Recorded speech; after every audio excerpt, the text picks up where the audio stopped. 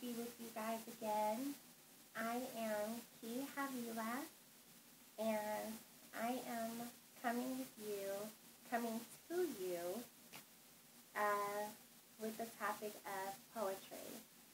So, I have a poem that I would like to share with you, and the poem is not titled.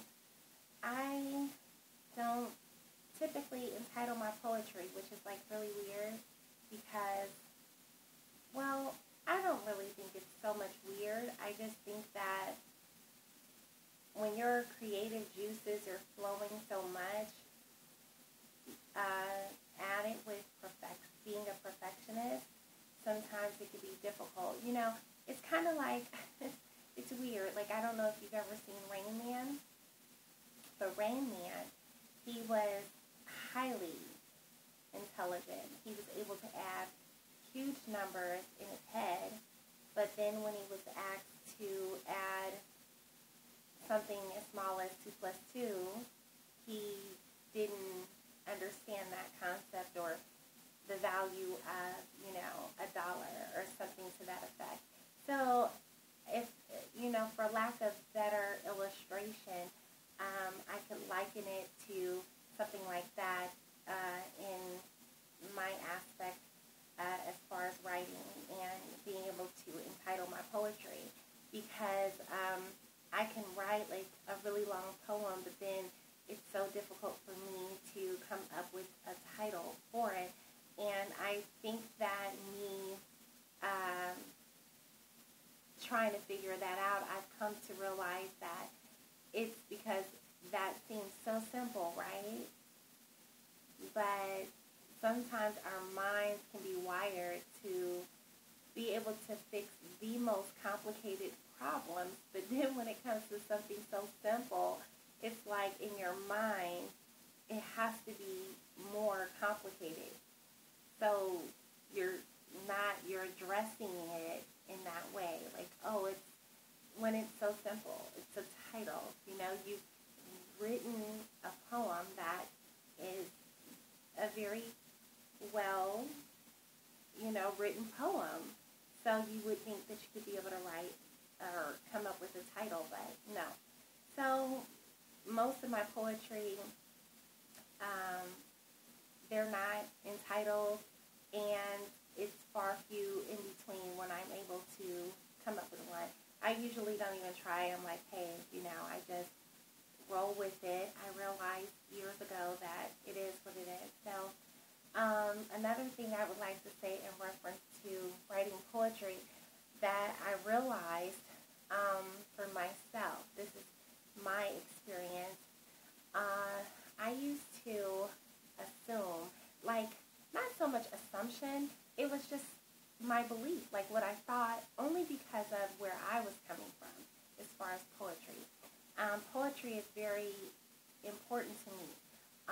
It is something that means more to me than money, literally. Like, I've had experiences where true story, where a situation happened and $500 was misplaced. $500 along with other things. And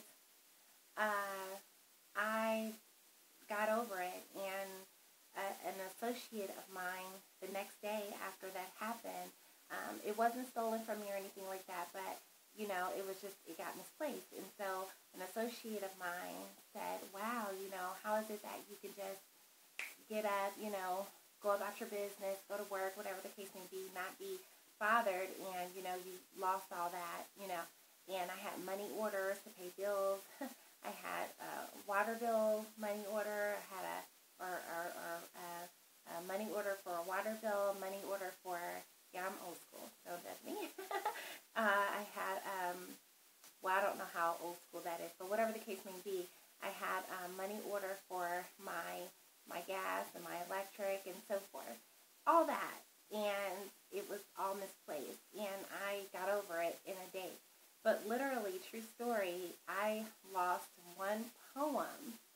And I could not sleep well for like a month. I kid you not.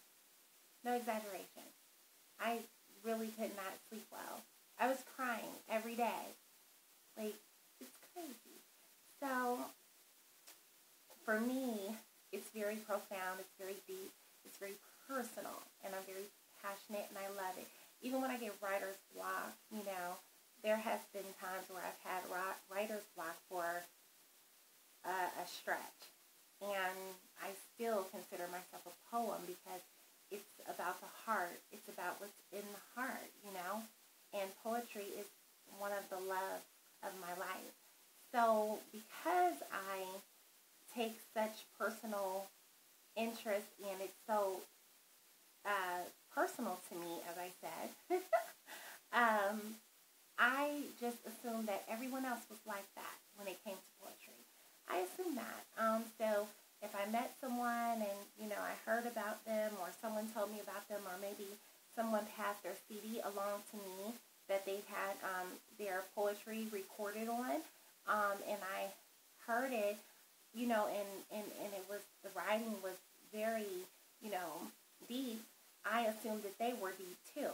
And so I would go into that, getting to know that person with that thinking, with my ears wide open, like a child, wet behind the ears, just, ready to take whatever information they had in, because I'm thinking like, oh, I heard their poetry before I met them. That was deep, and so in turn, it came from them. So that has to be who they are as well. And then I learned differently, like, that's not always the case, And so that was mind-blowing for me to find that someone, just because they're able to spew something so passionate sounding from them, doesn't mean that they have that same speed about them. And that's what's really, kind of puzzling to me. But I had someone break it down to me that wasn't even a poet, break that down to me. And I can't remember exactly like the words that she used verbatim, but basically she said something to the effect of, if I can remember, sometimes people don't grow into who they are until later. And I said, wow, that is really, that's something. You have a point there, You could be blessed with a gift, but it doesn't mean that because you're blessed with that gift that you were ready for that gift when you were blessed with it. So, so that's amazing to me, because for me, it's always been, since I was a little girl, I was always taught by my own poetry, like literally, as if I did not write it. If I went back and read it later, it was like, oh my gosh, hey, this message is deep. How did I know this? How did I know this? I did not know that I knew this. And that played a part in shaping me into the person that I am, a part. And so, and that's one of the reasons why, because poetry can be a teacher. And that's how I look at it. That's how I view poetry in one way or another. And so, yeah, you tell me what you think. What's your thinking when it comes to poetry and writing? There are some people, when they write poetry, it's all different forms of expression, writing poetry. You have some people, they curse a lot, they speak very loud and aggressive, in their way of expressing or reciting their poetry. And, you have this over here and that over here, that kind of thing. I've even experienced people, which I didn't understand why they were even there, where I went and partook of a poetry recital, and there were some people laughing and, being kind of, they were grown adults, and they were being childlike, in the audience, and I didn't understand because I said, well, why, why are they here? Because anybody that comes to something like that, I'm assuming it's because of your love. Even if you don't write poetry, you have to love it, right? To come and choose to take time out of your day, your life to say, I'm going to go to a poetry recital. It's because you want to learn, right? It's because you like learning, you like knowledge, you like wisdom. That's what poetry seems to be for me. But again, when I went there and partook of that poetry recital, and I witnessed that interference, I didn't understand. I was a little bit puzzled. There was someone else on stage, and pretty much the whole time that was going on, and yeah, that puzzled me. So through the years, I've come to learn that people have different perspectives and thinkings and ideas and feelings and the way that poetry affects them. Everybody's different, and that is amazing to me because I'm still trying to figure that one out, because I thought that all poets thought the same when it came in retrospect kind of thing, relatively. I thought we all thought the same, but that's not the case. So I'm more interested in, how everyone thinks. Well, not everyone, but you get what I'm trying to say. How different people, their aspect or their thinking when it comes to poetry. What is your reason for writing? Is it just because you have that gift and so then you just use it to say, hey, here I am, pop my collar, kind of thing. I'm very witty with words, and so there it is, but, it ain't a thing for me, kind of thing. Or what? What's your ideas on it? So I don't know, but in the meantime, I will share my poem that I wrote, and again, there's no title for it, so I'm going to go for it, and in the meantime, I'm going to wet my whistle with some good old-fashioned water.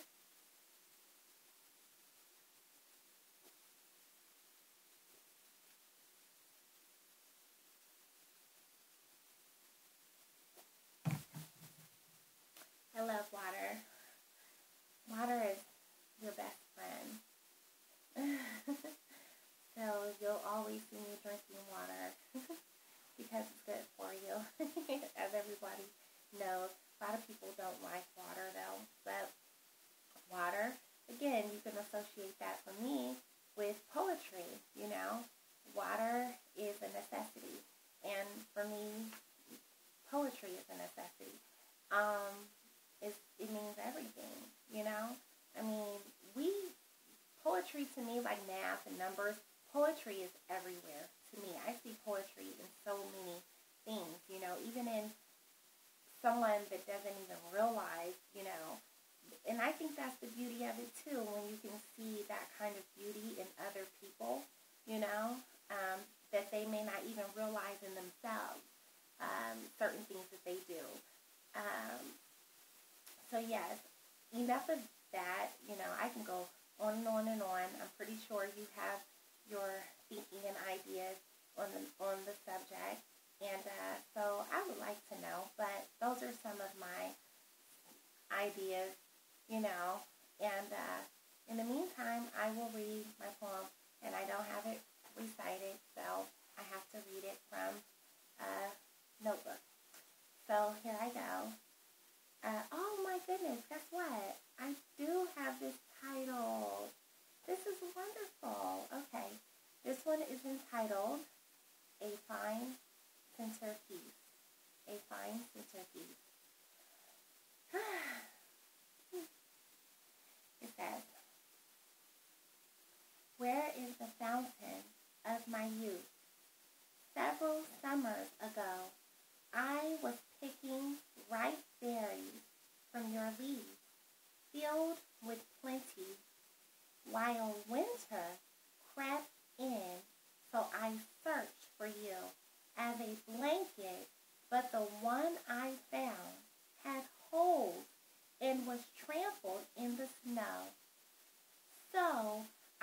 dug you out, and the cold bit my fingers numb, and this caused pain to my heart. But despite the storm, I was more affected by the thought of what I would do if I didn't have you to mend my wound. So the pain grieved was used to see you through. I needed to rescue you so that I could rescue me too. Where is favor that kept us like two turtle doves, cooing expressions of love?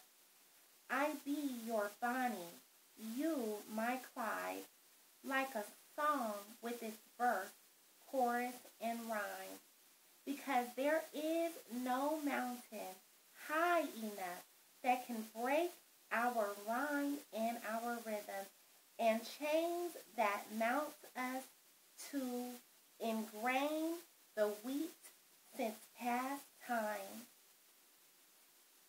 Used to sample the pleasures of life.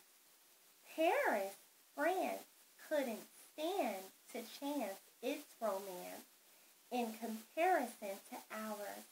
Like fondue in Italy's Italian pasta, eaten under a starry, dim-lit moon. We were cool like that Rasta fool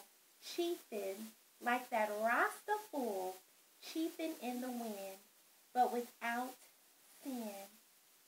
As pure as free, hanging from branches of eternity, was you and me. Now you don't look for me, but I search for you. I need you to finish this line, because like a noose, it's choking life from me. Without you, I can't breathe. You plant beginnings to my ending. Please mount yourself like a canvas crafted by God's wings to carry me through the dark pits that binds to misuse, the crab that was once cradled in the nest of my chest. My vessel weeps of memories of your fragrance and flowing energies, like spring valley hills sprouting lilies and butterfly wings, colored skies and candy apple, sugar and cinnamon coated springs in my womb. You've blessed and bleached the ends and roots of my hair. Don't grow away from my scalp. It itches uncontrollably. Map my quest. I have invited you to be my centerpiece, like fine china or treasure locked in a chest. Please come, dine, announce the flavors of life when the womb and the bomb sounds are loud and babies cry out. Please, and emptiness travels its way to the center stage. Will you be there to rescue this damsel's might and sight? Help me to see the light, despite crash courses in world powers, bloodshed and sickness that leads to the deathbed, and snickering voices planting poison. You were there, neutralizing the blood cycle that brings joy to my life. Please feed me like a fat kid at TGI Fridays, and cradle me with your true stories when you lay me to bed. Awaken me with courage to conquer the day. Strengthen my hope in why I exist. Okay, poetry, you were there at my youth. I need you to carry me through.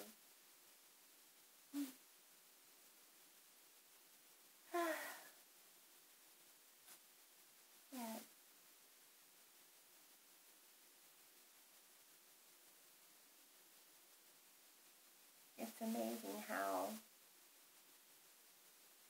even though I was suffering from writer's block, I was writing and begging poetry to come to me.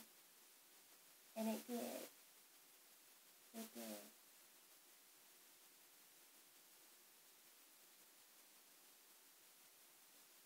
Oh, that was very enjoyable. Yes. So I hope you enjoyed that. And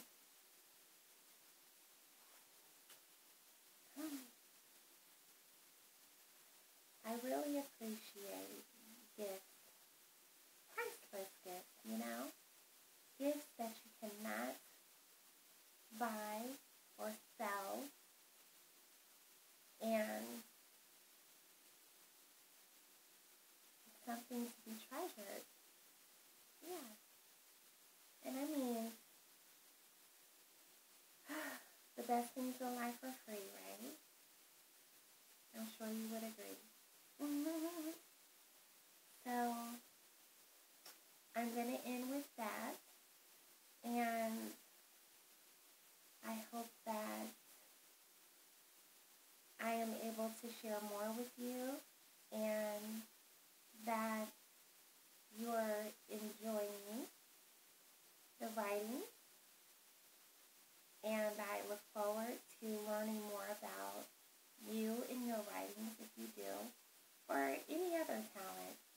I love art, and I love and I appreciate learning about other people's gifts in art, even if it's things that I never thought to partake in or do, or, something that never came to me.